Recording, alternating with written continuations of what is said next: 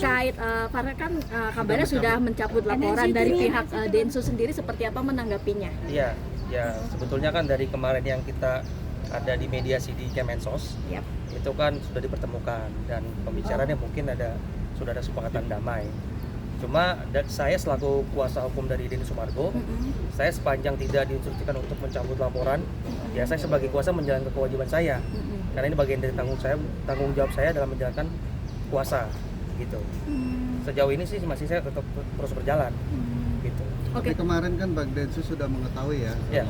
Farhad sudah cabut laporan. Mungkin Ya. ada cerita apa mungkin? Itu maksudnya. Ya pada intinya saya bertindak ini atas keinginan dari klien ya. Sepanjang saya belum diinstruksikan untuk mencabut, saya tetap menjalankan tanggung jawab saya ini, gitu. Tapi sejauh ini Belum ada. ya saya masih tetap menjalankan kuasa. Berarti memang Ya. belum ada Belum. permintaan untuk. Sejauh ini belum ada. Oke. Gitu. Terakhir ini mungkin perkembangan dari laporan Kodensus sendiri Ya. yang sudah diperiksa berapa orang? Ya. Untuk sejauh ini yang sudah diperiksa berarti ada 3 orang. Bisa 3 orang dan ada beberapa tambahan alat bukti juga. Ya nanti kita lihat lah. Mungkin dalam waktu dekat terlapor akan diperiksa juga. Karena kan memang kemarin kita ada libur baru juga kan. Bang, terkait rekaman yang Iya. sama Farhad. Jadi berkaitan rekaman itu ya, saya bingung makanya tiba-tiba rame sekarang ini. Pada intinya, Novi itu tahunya dari klien kita. Sebelum ini tersebar, yang saya tahu ceritanya dari klien saya bahwa pada saat habis telepon itu ya dikirim langsung ke Novi. Jadi ya kan dia juga klarifikasi bahwa pada hari itu Novi dikirim sama Bang Densu terkait rekaman suara itu. Gitu. Bang, soal kan di awal pembicaraan itu kan ada ini nggak direkam kan ya gitu. Ibaratnya dia nggak setuju kalau itu direkam. Sampai Iya. akhirnya kesebar, ada tindakan apa nanti Bang? Ya nanti pasti kita bakal lakukan kalau memang sudah ada upaya hukum yang kita lakukan. Sampai saat ini ya kita masih mengamati perkara ini dulu. Pasti kita akan infokan ke rekan-rekan media kalau ada upaya yang kita lakukan. Jadi saat ini saya masih fokus menjalankan tanggung jawab saya dari Bang Densu. Sepanjang belum ada instruksi untuk mencabut atau ada penyelesaian secara damai ya saya masih menjalankan perkara ini. Oke, mungkin update lagi untuk kemarin saksinya sendiri siapa saja yang sudah diperiksa dan mungkin tambahannya nanti next siapa akan diperiksa? Ya ini bagian rangkaian penyelidikan saya tidak mau ungkap ya karena memang ini kan bagian dari kewenangan dari kepolisian dan juga dari strategi kami sebagai kuasa hukum. Kami tidak mau mengungkap ini secara gamblang ke publik.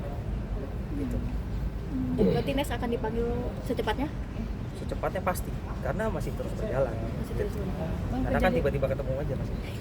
Kejadian kemarin Bang Kodensus sendiri merasa terjebak nggak sih? Ya, untuk rekaman suara itu. Untuk rekaman suara itu. Kalau saya rasa itu bagian dari cara dia. Karena kan sejauh ini kan ya kita lihat ya, dia dalam situasi publik sangat tersudut, segala macam ucapan dan tindakannya pasti bakal dihujat oleh rakyat Indonesia gitu. Jadi ya mungkin ya pasti ini ada orang-orang yang bermain dan saya juga perhatikan sangat masif di sosial media terkait ini. Tujuannya pasti ingin menggiring dan menjatuhkan karakter klien saya. Tujuannya itu aja gitu. Karena ini kan isinya itu kan seolah-olah klien saya pro dengan dia. Ini udah lama lah, bahasan lama. Cuma kebetulan baru terungkap di publik kan, dan ini sudah diantisipasi. Dari awal udah tahu pasti bakal terungkap kali ini. Dengan Novi dan yayasan sendiri nggak ada masalah kita. Karena memang dari awal kita bantu. Gitu. Dari pihak Kodensus sendiri tahu nggak sih untuk pelaku penyebaran video? Ya itu masih kita dalam investigasi ya, karena nanti berkaitan dengan hal itu ya saya bagaimana klien saya kalau memang diminta mengambil langkah hukum terkait itu kita akan ambil upaya hukum.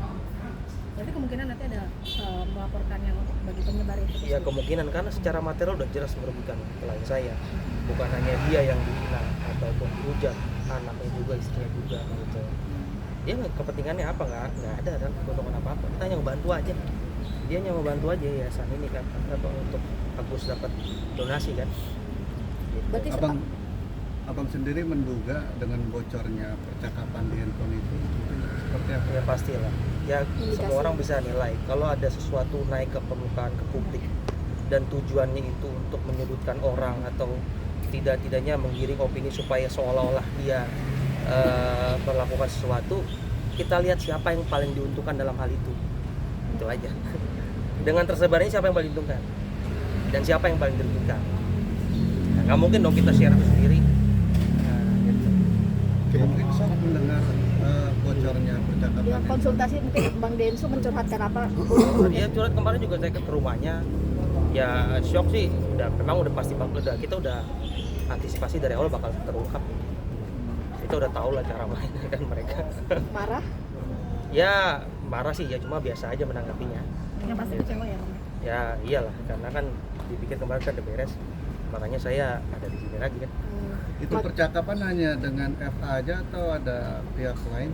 Iya, coba dianalisa itu Menurut pengakuan siapa. Bang Densu ketika ngobrol sama Iya, jadi kan kalau dalam rekaman itu jelas suara siapa yang muncul dari telepon, suara siapa yang real lagi bicara, ya kan bisa dicek aja itu. Itulah kasih kisi-kisi begitu aja lah. Ya, Oke, itu Bang. aman ya. Oke, Bang. Udah lah. Makasih.